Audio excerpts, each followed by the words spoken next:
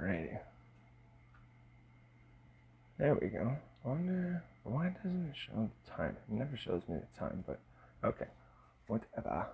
Hello, everybody. I'm going to make sure this is working first before I get started. Now, a couple people were watching last time and they were like, oh, but it was. I don't understand. Well, give me a moment. And all will be explained.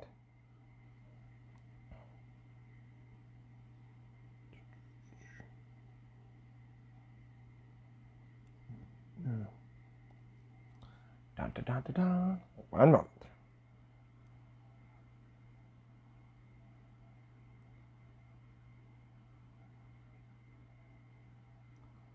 Oh, there we go.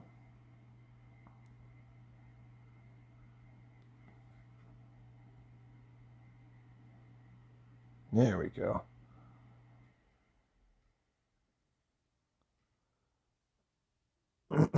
EP.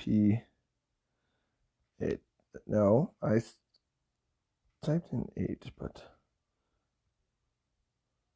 all right. Now, there we go. There we go. See? Lucky I have a laptop because my fucking lucky I have a tablet because my fucking laptop is a joke, buds. Now, there we go. Now that we are on, welcome, ladies and gentlemen, and sorry about that, to North Sports. I am your host, Andrew Faubert. Need a drink? We'll figure this shit out. And I am here to go over episode 8. So let's do it. Follow me on Twitter, ladies and gentlemen, at Andrew Faubert. That's how you can see me go at some of these people on Twitters, like Jameis1of1. Just reveal yourself, motherfucker, and I wouldn't have to come out so hard. I don't give a shit if you think I'm Canadian. I don't know shit. I don't know. No fucks. No fucks given. None whatsoever. Good. Got me? Want it? Good. Also follow Bucks Report on Facebook and Twitter. That's where you see a lot of other content that myself will be included in going forward into the near future. And start sharing and liking the videos. These episodes that you see, for your chance to win some of the fucking content that we have, ladies and gentlemen. We got cards. We got the Gordie Howe, Jarrett Culver, Anders Burke, and Aaron Nest cards still ready to go. And the Pavel Datsyuk 2012-2013 pack as well. Unopened. I don't even know what the hell is in it. And it's all yours. I'll even send it to you. I don't care who wins. I'll just send it to you. So remember to share and like these videos, ladies and gentlemen. Right now, my fiance has got the most entries, but she can't win. That's not how it's going to go, ladies and gentlemen. Also, give my new article a read. It's called Why No NFL Team in Canada and How to Get One. I just posted it today. I really suck at technology, so obviously there was I couldn't just post it on my Facebook or on this page here on North Sports page. It just wasn't going to go down. And I'm totally okay with that, I guess. But, yeah. So, let's get right into it, ladies and gentlemen. We got a little bit of stuff to get into. We'll get into more of the article stuff towards the end of the episode. But right now, we got to get into some other stuff that's starting.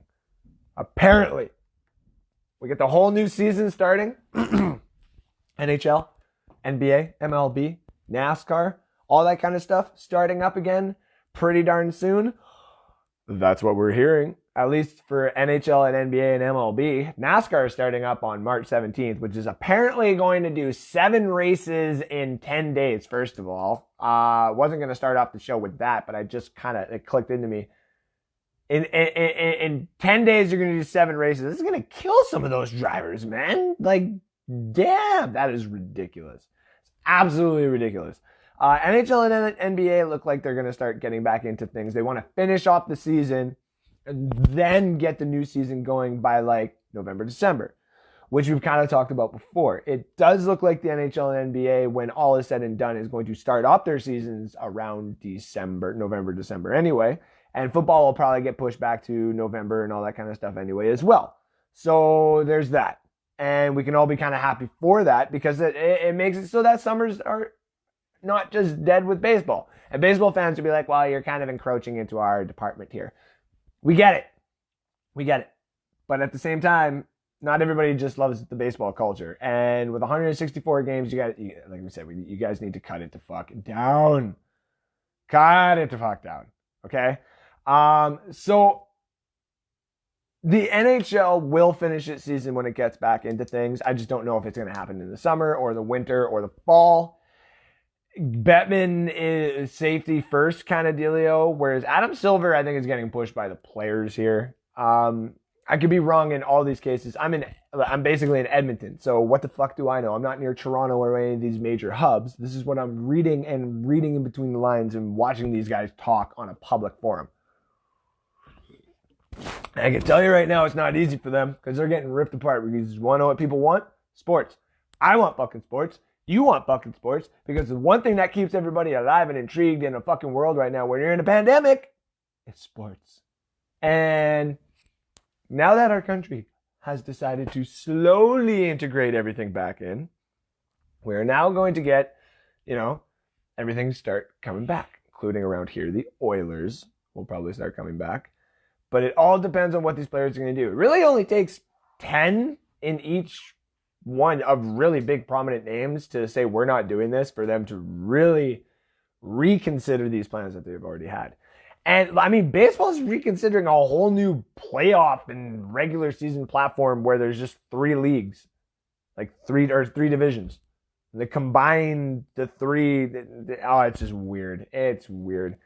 It makes sense for travel. I get it, but it's not good for the game if they start doing that shit over and over. So, do I possibly think this is going to, that was a major question that was asked to me before, is do I think this is going to happen anytime soon with fans? I don't think so.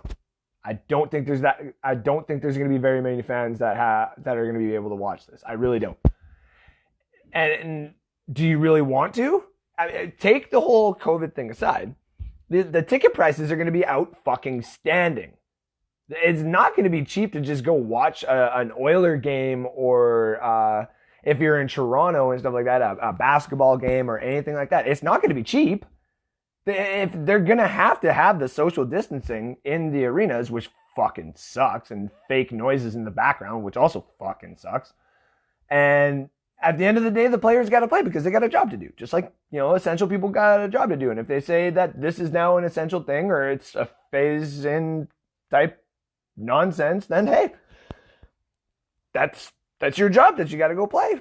And like I said, it would take Crosby and McKinnon and Larkin and McDavid. It would take like those 4 people to say, we're not fucking playing, and they would probably be done.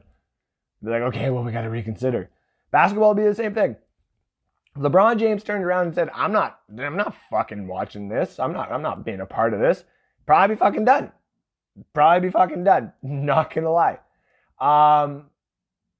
It's gonna be a hard transition, especially with NASCAR. Like NASCAR, you're just gonna drive around in circles. And left circle, you're just driving around in circles with no fans. That kind of blows. If you're an athlete, don't you want fans? And I get it on the other side that you can't really have them. I'm right in the middle of it both. It sucks. But there's incentives. There's a reason why people want the seasons to be finished. You have incentives that come in the contracts. There's money and this, that, and everything else. And if the league would have just paid out the monies and stuff like that, we wouldn't have had that issue. But that's not the life that we live in, is it, ladies and gentlemen? No, it is not. So when is the season going to start? I don't know. When is it going to be normal? It's not. It's never going to be normal. We've talked about that before. But the one thing to expect is some things are going to start happening here soon. And once we have breaking news, once we have full confirmation, once TSN is back up and running and stuff like that, I will let everybody know. And I will keep everybody informed. And you will know when sports is coming back when I order TSN. Because I don't have cable anymore. It's all streaming services, ladies and gentlemen. I decided to go that way. And the only thing that sucks is not having all my TSNs. and it's going to cost a lot to get the TSNs back and everything else.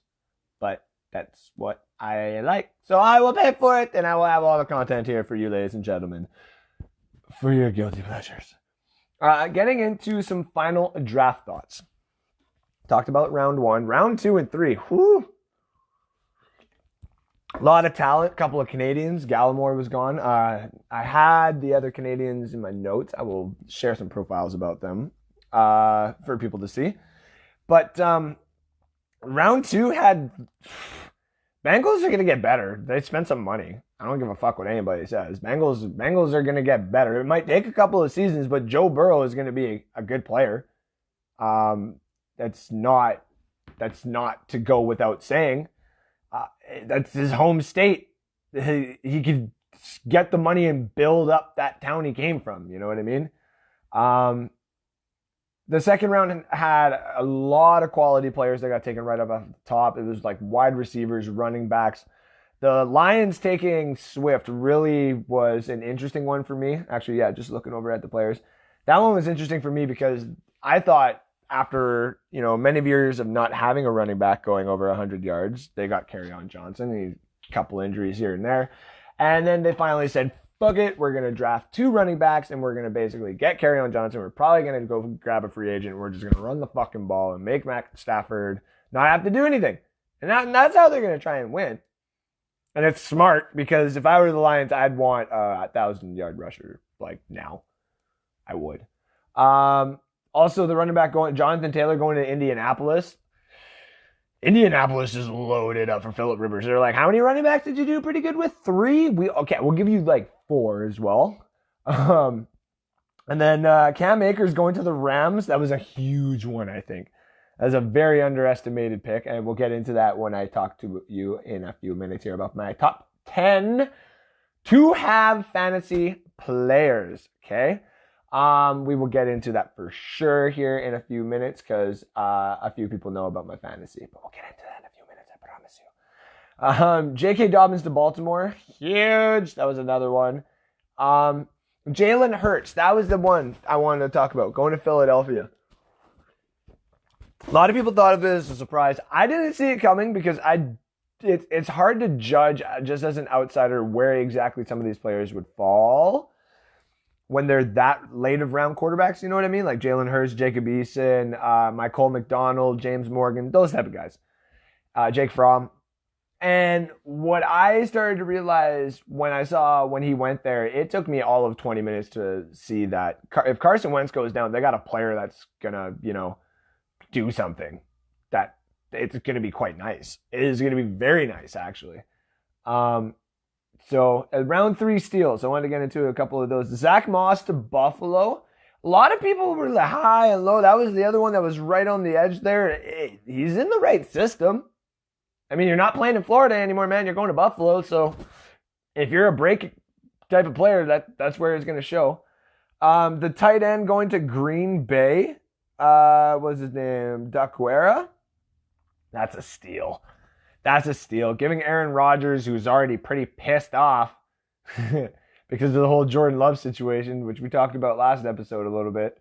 Yeah, he's got some weapons, and it's more Jordan Love's weapon later on. But yeah, it'll be interesting to see what they do in Green Bay with that.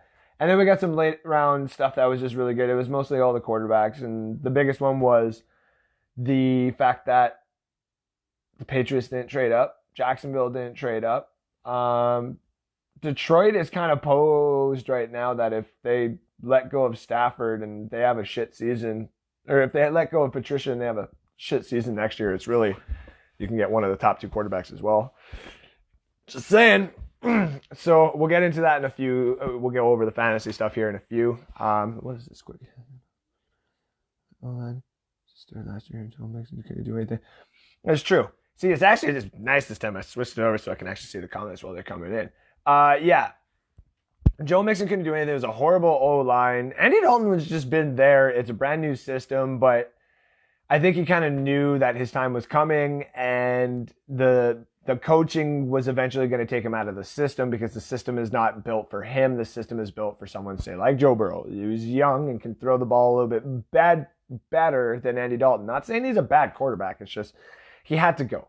When you have the first overall pick and you can get a hometown kid, it is time to move on from the Red Rocket. Joe Mixon, when I get into the fantasy football talks next week and the week after, probably the week after is when we'll get into like the deep diving of the actual players on actual rosters and stuff like that. You'd be quite surprised. Joe Mixon can actually do some stuff this year, especially because of the holdout. So it'll be quite interesting to see. We'll get into that here in a little bit. The Michael Jordan documentary. Holy shit, ladies and gentlemen. The next 2 episodes are tonight. Here I was thinking I was never going to have a chance to be able to watch this because of ESPN Plus, and then here I find out, nope. Best part, it's on Netflix in Canada. I was like, what? Someone told me that from work, and I was like, oh my god, absolutely amazing. So looking forward to that tonight. Same with like Rick and Morty, Westworld, all that other shit. Oh, I threw my pen. All that stuff's tonight, and I cannot wait. So the Michael Jordan documentary, a few people actually messaged me and be like, man, did you believe what happened with the Pistons? Let me tell you this. I got into basketball because of what the Pistons did to Michael Jordan. When I studied basketball, that's how I got into all sports. I watched some games, but I went and I studied it. Hockey, I had this old book, and it was about the 92-93 season or the 93-94 season. And it broke down, I shit you not, it broke down like every little stat from every player from every single game and last year and the season before that and blah, blah, blah, blah, and old previous records and who held them at what time. And I read that shit front to back, and the book that came after that front to back. That was my enjoyment as a kid, okay? That is what I enjoyed. I just remember seeing the San Jose Sharks old ass logo and seeing them go 9 and whatever, I think is what they went in like their first or second season. They weren't getting any better with Arctis Urbe. All right. It's basketball. I studied. I got on the internet at a young age, and there was videos there. And what I saw was the Detroit Pistons beat the shit out of the best player ever. And I kept that with me. And I grew up, I watched LeBron James, and I've watched all these good players, and Kevin Durant. And you'll never hear me say Kevin Durant's a great player because fuck you, Kevin Durant. LeBron James is the best player, hands down, that we've seen in this generation. And he will go down as one of the top 3 players of all time. Top 5 if you want to get like real technical about shit. He would be top 5 no matter what. But if you're just going off based off popularity and what statistical stats would say, it's top 3. The Pistons were a different breed back in the day. Michael Jordan was tired of getting his ass kicked. And he's like, I'm not having it. He's not having it. He was going to put an end to it. And he did. And what I thought, the one thing that I actually thought was it was just him that went to the gym and single-handedly did it against the Pistons. The documentary showed me that they actually went to the gym with him. They all were tired of getting fucking beat up by the Pistons. So they all went to the gym with him. And he started to learn to play like a team member. And you learn that. Where Phil Jackson's telling you don't have to take the shot. Yeah, we're going for the championship, but like you want to lose the championship, let somebody else take the shot. I think it was Paxson. Like LeBron James is a great team player. I am not denying that. Russell Westbrook, not. James Harden, not. Kevin Durant, not. Any of the guys who's really been on the Thunder from before, they're not. It was just a bunch of talent all rising together on one team in the middle of fucking bumfuck, cousin fuck Oklahoma. And they tried to make it work for a couple of years to get their contracts. And one forced a trade, one got another trade out and stuff like that. And where they're at. So, yeah. LeBron James is the best one. Seth Curry is more polarizing for what he's done. LeBron James is doing what other people have done, just like a little bit better. Just a little bit better, okay? Seth Curry went off, and he will still go off when he comes back from this injury. Problem is, Klay Thompson is just as good. I would trade the fuck for Klay Thompson. My dream team, and this is just me wanting to build. I built this on NBA 2K. Can you imagine if like the Florida Gators became like the Tampa Bay Gators in an actual NBA team? That's just like a dream of mine. And if that can happen right now, just taking the branding of it all and just moving it over, it would never actually happen. I know that for a fact. But if it could, or just Tampa Bay getting a team, okay? You imagine if they traded for, you need 2 players and then you can draft the rest. In my opinion, you can make a team that'll win you a championship in the next 7 years, no matter what. 2 players, okay? Like I said, the rest you can draft it. So if you're looking for a center, you're looking for all that other shit, looking for a big man, and like people off the bench, you draft that. So it's like 7, maybe 8 years. It's John motherfucking Durant and Klay Thompson. Those 2 on one team can make it with those 2 3-point shooters right there, and John Morant will just dunk it wherever the fuck he wants, and Klay Thompson can defend. That would be absolutely amazing. Absolutely amazing. That is hands down a championship caliber team right there. Right there. No questions asked. All right. The one thing this documentary has shown, though, hands down, again, is Michael Jordan is the best player. There is no debate. The closest person to him is the person that mirrored his game to Michael Jordan, and that's Kobe Bryant. May he rest in peace. Which the other day at work, I went to go throw something in the garbage from like halfway across the room, and I said, like, I did the shimmy shake, and I said Kobe right before I said it, and oh my God, that thing just right through the middle. It was gorgeous. Gorgeous. So there's only one. He was a killer. He was a way different breed than everybody else, and it didn't matter. He won. He wanted to win. That's the only thing he wanted. He didn't give a shit what was in his way. He just wanted to win. And then when he started winning, that's when he was dedicated to himself and his brand and the people that helped him get to his brand and himself. It's true potential. And that's why you'll see at the end of the day, I'm going nowhere if Phil Jackson ain't here. It's fucking true, man. There's one player that he was going to play for. It was Michael Jordan was going to play for him. It was Phil Jackson. Just like if I had it my own way, if I could be coached by only one person for the rest of my life when I was like younger, all the way through high school and stuff like that, it would have been Dave fucking Battistill, thank you. My history teacher in high school.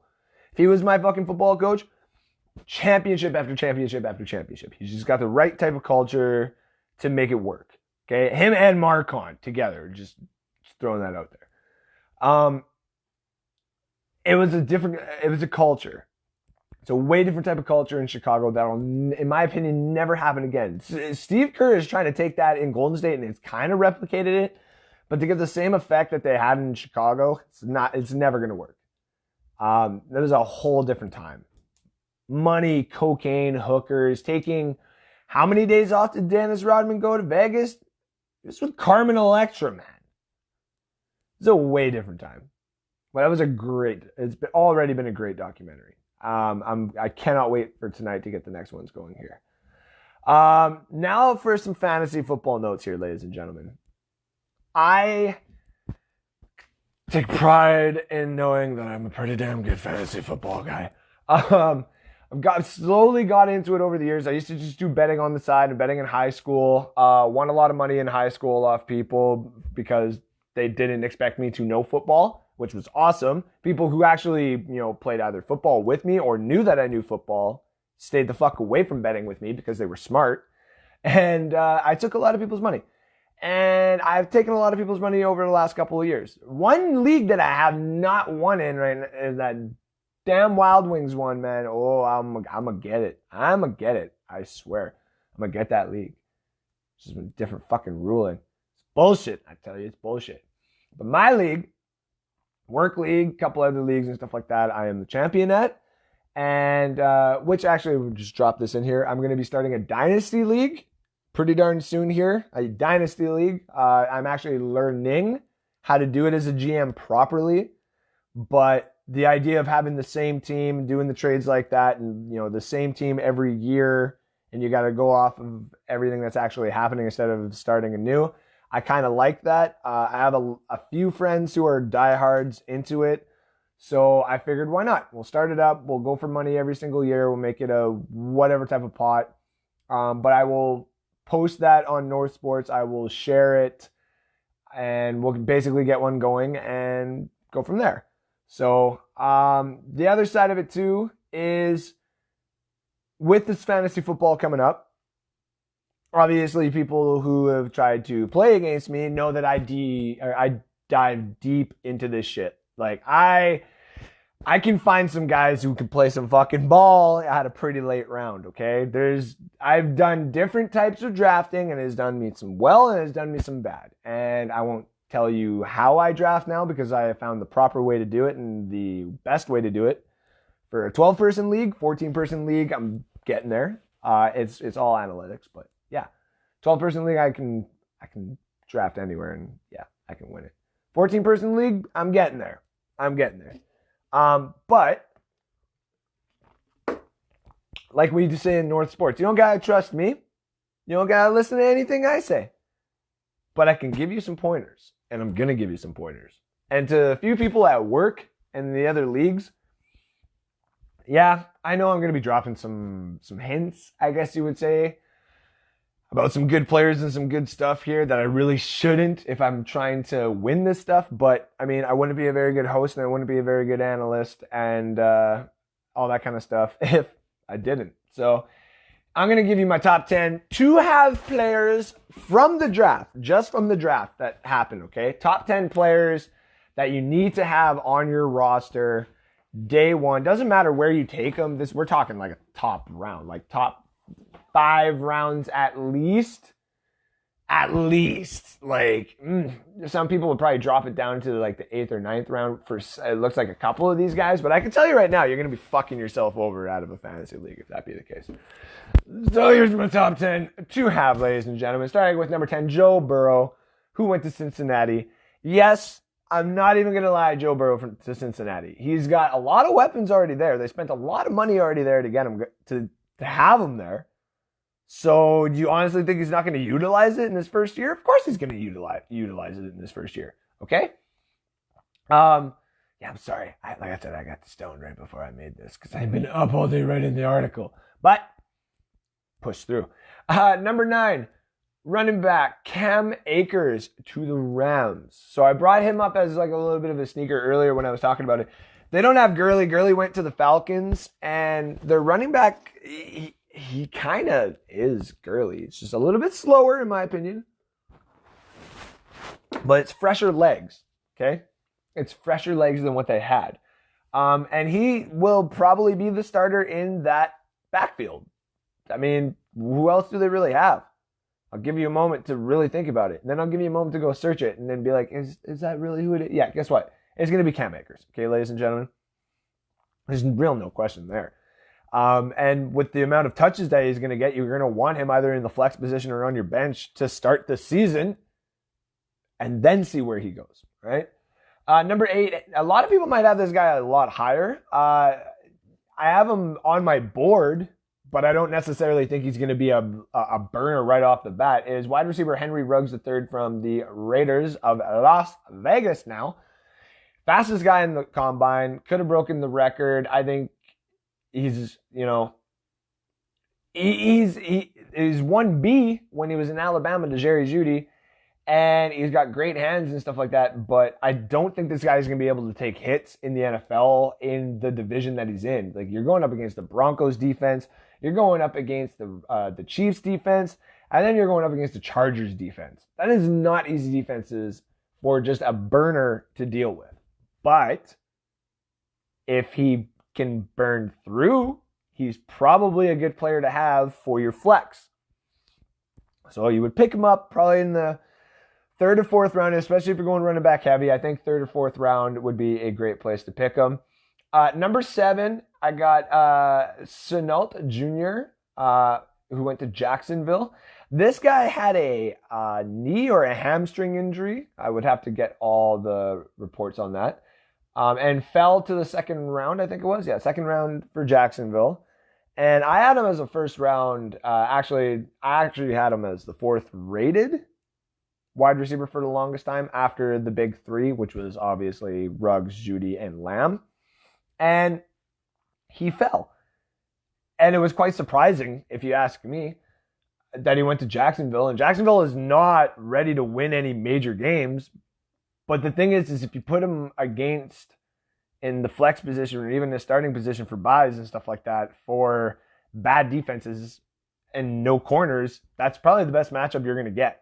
So why not have him just on your bench for a while? A lot of these rookies you probably will want to have anyway. There's a lot of veterans that are good, but there's a lot of veterans that will just be on the waiver wire first couple of weeks anyway. So number 6, I got Jalen Reagor from Philadelphia. Yes, he's another little burner. A lot of people thought they were going to go with a different wide receiver here, and they went with this guy, and it kind of turned some heads like, the fuck is going on? What the fuck is Philadelphia doing there, bud? Well, I can tell you right now, Philadelphia is doing some weird stuff, but what they're doing is they're getting some stuff ready just in case Carson Wentz goes down. And if Carson Wentz goes down again, they're pretty much done with him. They're going to move on to Jalen Hurts, who can be... You put the tape of Donovan McNabb and Carson Wentz and hell, even Michael Vick, blend it all together in a weird like sports boiler, and you got yourself Jalen Hurts. Especially if you give him some time to actually just sit in that system. Okay? And Philadelphia's got no targets. And if all injuries come back, they will have some targets. But the one person that they're going to be looking for is that rookie that they took in the first round. And he's going to be a sneaker. To be honest, and I'm going to get bit in the ass for saying this, he's probably going to be on my flex rotation in a lot of my leagues for quite a while. Probably not as a starter, but definitely as a flex. Could move to a starting role depending on the buys and stuff like that. But he'll be one I'll be looking for fucking sure, because it's too tempting to pass up with Philadelphia and the defenses that they have to play and the lack of corners in that division, if you ask me. Now we're getting to my top 5. These are the 5 guys that you're going to want for sure. Okay, and there's a reason why they're in the 5 orders that I got them right now. Number 5, I got J.K. Dobbins for Baltimore. Any offensive target and weapon that you can give Lamar Jackson is going to get fucking yards. Mark Ingram surprised the crap out of all of us last year with the amount of yards that he got. Okay, Lamar Jackson is going to do the same. He won me my championship basically last year. Not even gonna lie. I ran with the crap out of him because I kind of knew it. And it was, it's nice when I had him and Prescott for the first little bit, and Prescott was number 1 and 2, or him and Prescott were 1 and 2, and then it became 2 and 3 at the end of the season, and I traded Prescott, but it's neither here or there. That's how you win the championship, baby. But him on that offense is just absolutely disgusting. Absolutely disgusting. You want to talk about points after points, ladies and gentlemen?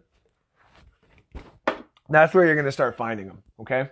Is the hidden gem in J.K. Dobbins in Baltimore.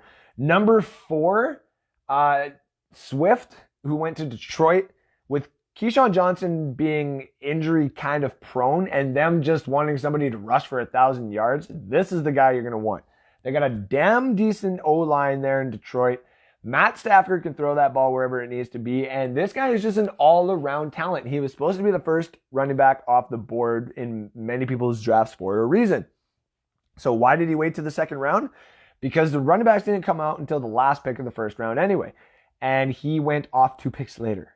3 or 4 picks later. And he went to Detroit. It's a great offense. And you're going to be rushing against Chicago and Minnesota and Green Bay that year, which is going to suck. And I would not put him in against those matchups that often. I would put him in the flex position if that's really what you got. But that is a starting running back right there. I would do it week 1. I would get pushed back because of the Kerryon Johnson. I know that. I am completely aware. But I think Kerryon Johnson is going to be more of like your third down back, maybe your first down back on certain plays, or your scat back, or your receiving back, or whatever. Hell, they could probably do 2 running back sets. Who knows? But Swift is going to be the guy that's going to get all the touches, in my opinion, in Detroit, and I am willing to bet early money on that right now, bearing any injuries, of course. Top three, number three, Brandon Ayuk going to San Francisco. Yeah. Why is he up here so high? Why did they trade up to make sure that they got him?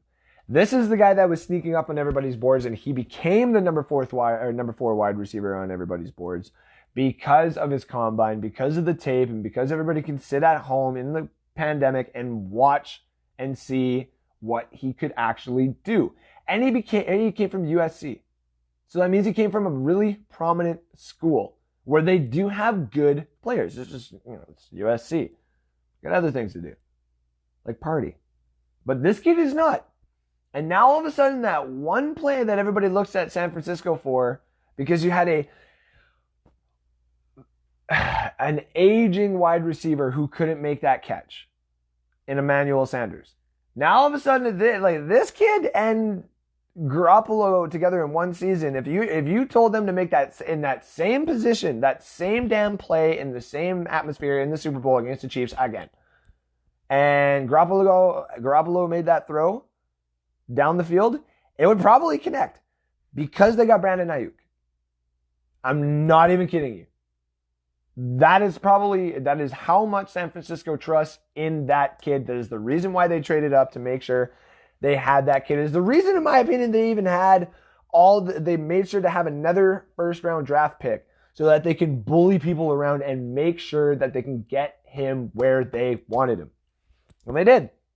And now Garoppolo's got a number one target. And so be careful. That guy is going to be a sneaky player. Number two, this should come as no surprise to a lot of people. A lot of people might have him a little bit lower just because there's other players on this offense, and I agree. And the quarterback is still unknown. I agree. But I can tell you right now that I actually have... Whoa, I almost knocked everything over. I have major faith not only in this quarterback, but this offensive system and this wide receiver. And that's Jerry Jeudy. Jeudy went to Denver. They made sure to get him at 15. There was no question. They were like, he's ours. And I thought they were going to have to trade up for him. He is the next Julio Jones, in my opinion. And I do not say that lightly. When Mike Evans came into the league, I thought that could be the next Julio Jones. And to be honest, he would be, say, a poor man's Julio Jones, which is what a lot of people would say, not me. I think Mike Evans is a different type of player. I think that's like the best Vincent Jackson possession player you could ever ask for. He's like another Keenan Allen, okay? That type of player. Jerry Jeudy is Julio Jones.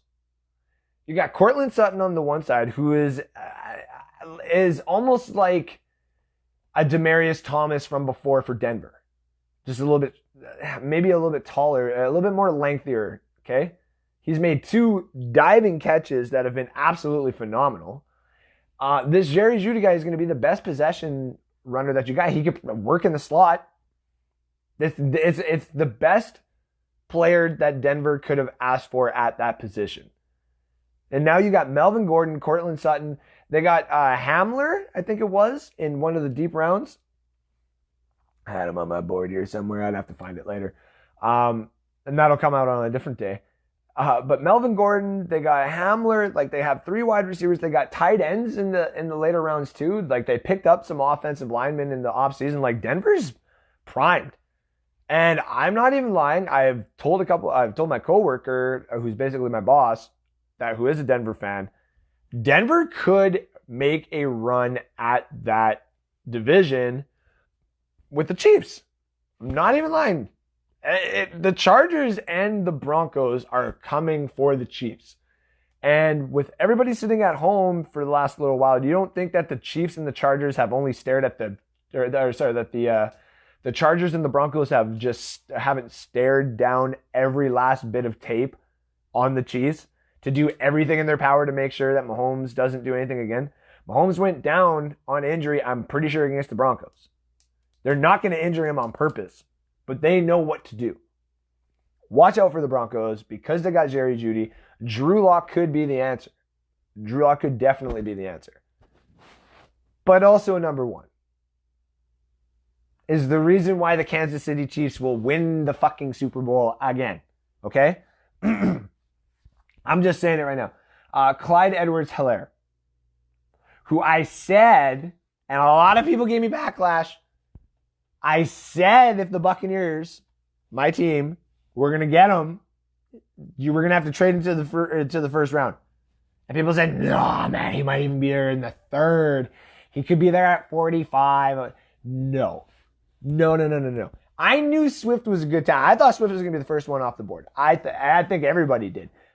But I knew Clyde Edwards-Helaire was coming up next. There was no questions about that.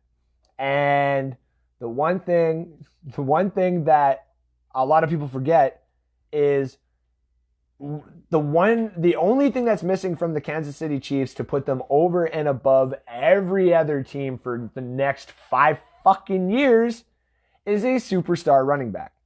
And not only did you get a superstar running back, you get the guy who won the national title in college for LSU. For LS fucking U with Joe Burrow. Okay?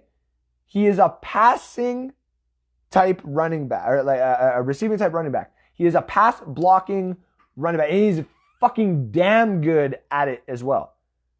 And I kept saying the best running back to have for Tom Brady in this case would have been him. Hands down. Then, not saying you could have passed up on an O-lineman in the first round. I think at that point it would have been a little laughable. But I wanted him. I was having like an extra like half O-lineman. Okay? And he's fast. And he's really good at catching the ball. And now you put him on the Super Bowl team. He's on the Super Bowl team. He's with Patrick Mahomes for 5 fucking years. And no one sees an issue with that. Go look at the stats. Hardman, what the hell was his name? Who the hell was he? What round did he come from? Like 7th best wide receiver last year in fantasy. Go look at McCoy's numbers for the last 3 weeks of fantasy. Go look at, not even Spencer Ware, the other guy's name. The running backs, like Kareem Hunt was a damn 4th rounder, for crying out loud. And they're going to take the last pick of the first round who gets 5 years. 5 years on the Chiefs. It's bullshit. Absolute bullshit. Still mad. But there's a reason why I am putting him number 1 on my board no matter what. I get the first overall pick. You know how these people are going McCaffrey? Fuck that. Clyde Edwards-Helaire. Hands down. Don't at me. Call it what you want. Try and steal him. I don't give a shit. If you take him, I just know how to play against you already. That's just the way it is. So that's my top 10 to have players from the draft. And then in the next couple of shows here, or the next couple of weeks, we will get into the top 10 players to have for the next upcoming season, no matter what. Yeah. Ladies and gentlemen, to give you a quick breakdown of my article, which is called Why No NFL Team in Canada and How to Get One. I should have put A at the end of there, but I obviously have failed to do so. It is how we were to get a team up here, up north, to Canada. And how do you even start? We've had football for almost 100 years in every aspect, NFL and CFL, and nobody has been able to even start an NFL team up here because there's a lot of hurdles to obviously get over. And me, just as a fan who knows nothing about the money and the business side of it, but for the last little while who has done a little bit of studying and put my pen to paper and eyes to the screen and read as much as I could, realized that there is a path to this. There really is. And it's not as hard as it seems. We just need someone to take the first step. One owner. It's all one person to own it. That's all it really takes.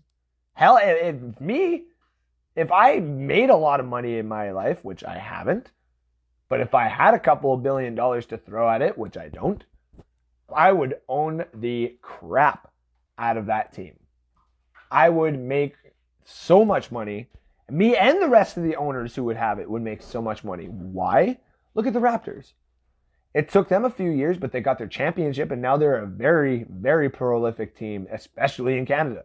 So now you got 38 million people who are just dedicated to you. The Blue Jays. You would think people like me, who is big in sports, would just stay with the Canadian teams. I have my American teams. It's usually what happens when you grow up in Canada and you just like sports in general. You don't usually cheer for Canadian teams. But there's a lot of people in Canada who cheer for Canadian teams, who cheer for the Raptors, I cheer for the Thunder, and who cheer for the Blue Jays, and I cheer for the Cardinals. But I still respect those teams. And what do? They generate a lot of money. People still go to these games. So what makes you think if a football team existed in Toronto, because it's the only feasible team and the only feasible city out there, what makes you think that it wouldn't work? 8 to 9 home games a year. 8 to 9 home games a year. So that gives you 8 to 9 chances of seeing the Patriots, the Cowboys, the Chiefs, the Packers, the Broncos, the Titans, the Vikings, the Jaguars, even though I think Jaguars would have to relocate. But you know, there's so many different chances, and you don't have to go into the states and spend all these different types of money in all these different types of states. It would be the same overall price for Canadians and Americans coming here to come see the teams. Mind you, a couple of price gouging when, you know, Super Bowl teams come here, or if the team starts doing better and becomes a Super Bowl caliber team. You know, that kind of stuff happens. Location is another major part, but I talk about that in there, being the stadium. There's two ways to do it. You either are going to tear down Rogers Stadium, Rogers Arena, whatever, Rogers Center. There we go. You're either tearing down Rogers Center and creating a new, which would cost a lot of money, which I think is probably the best option though in it, or you're doing a major upgrade to the already existing hub. I guess that's there. Kind of expand the front. But you got to transition into it, a baseball field and a football field and a soccer field. You got to do all three. And you can, and what I said in this article is you can basically make the first ever full, like all year round, fully functional and fully supportive stadium that has people working there based off of the months that have been thrown out there for MLS, for NFL, for the CFL, all that kind of stuff. And a lot of people think that the CFL will be out of business. Where's the XFL and the AFL? They're gone. XFL, why is the XFL gone? Because of a pandemic, okay? It doesn't matter what has happened over the last 100 years. CFL has stood the test of time. XFL hasn't, AFL hasn't. Nobody else has really stood the test of time. And what's going to happen, ladies and gentlemen, is if this ever happened, the NFL should take a look into owning the CFL and allowing a couple of American teams to get in there in the small stadiums that are empty. And then what you're doing is you're allowing these players who existed in the XFL and the AFL to have a platform to play in. You can change the rules. You can Americanize them if you want. You can switch them around and combine the two to add some fun to it if you wanted. But if you want to generate some revenue here, especially in Canada and especially around football, it starts with somebody literally pulling the trigger on the team. It's been shown that, yes, when NFL teams come here and they try to practice or they try to play, we don't exactly support them with the attendance. You need to give them something to support. Can't tell them that the Packers and Oakland is coming here to play and expect people to go. I wasn't going to go. It's the Packers and the Raiders. I don't give a fuck about any of the teams. If you told me Seattle or Texans, Buccaneers, obviously. But if you told me those teams were going to Winnipeg, yeah, I probably would have gone to see it a little bit. You tell me Buccaneers are coming up here, I'm obviously going. And it's not just that. Packers and the Raiders are prominent teams, especially here in Canada, and prolific teams, and this, that, and everything else. Doesn't matter. Doesn't matter.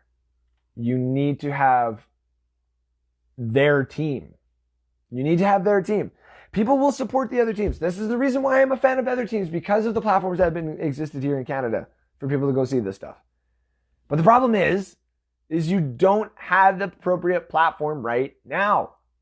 And the only way for football to exist in Canada is for somebody to pull the trigger, spend the money, Get that partnership ownership going with sponsors, all Canadian, all ready to go, and just do it.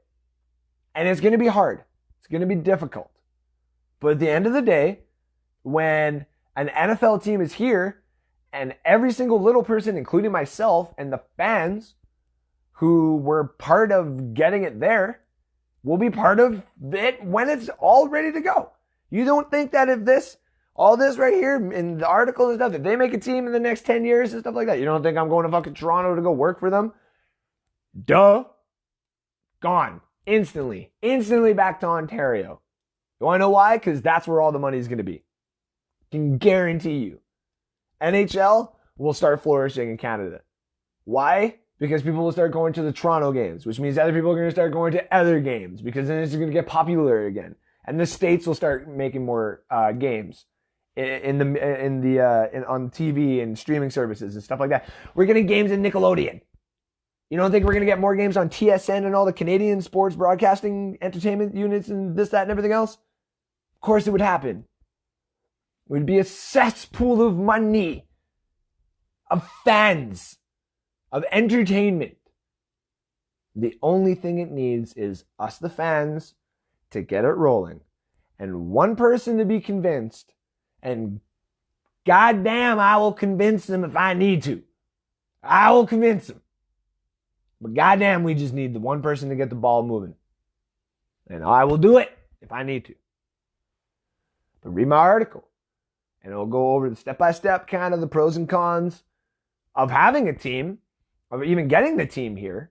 Okay? And what it would actually take for the financial side, for it to all work. And it would take a lot. God, if I had it. God, if I had the billions, if I had billions, if I only thought of Amazon when I was younger, like Jesus. Ladies and gentlemen, this has been North Sports. Thank you for tuning in. This has been a long-ass episode. I don't even know how long this episode's been going. I'll have to check that in a bit here. But again, thank you for tuning in. Thank you for reading the article if you have. Remember to like and share the videos to get your chance to win some cards. The reason why we started doing this in the first place, because I'm collecting cards, because they're all up there. That's my new little sports shelf. Yeah! As you can see, I got the old Grizzlies hat. And there is my, oh yeah, that's a Gordie Howe. And then a Ja Morant rookie card right there. So yeah, these can all be yours. Just gotta like and share. And we'll have a draw probably in the next couple of months once this kind of COVID stuff dies down and I can get some more cards into the draw. Remember to like and share. Yeah, I already went over that. Jesus, come on. Remember to follow me on Twitter at Andrew_Faubert. Follow Bucks Report on Facebook and Twitter to get some other content that I'll be doing. And yeah, give my article a read. And remember, if you don't want to, that's fine. I don't give a fuck. And you don't need to either. This is just a platform for some people with a fucking filthy mouth like me and some intelligence here in Canada to have a little bit of a platform against the Americans and against all the other people who really just want to have a voice. And this is where your voice can be heard. Through me, with me, for the test of time. For the rest of time, I don't even know what I'm saying anymore. This has been North Sports. Thank you, everybody. Tune in next week or the next week after that, and we'll get some more fantasy football and some more sports updates coming your way. Thanks again. Have a good night.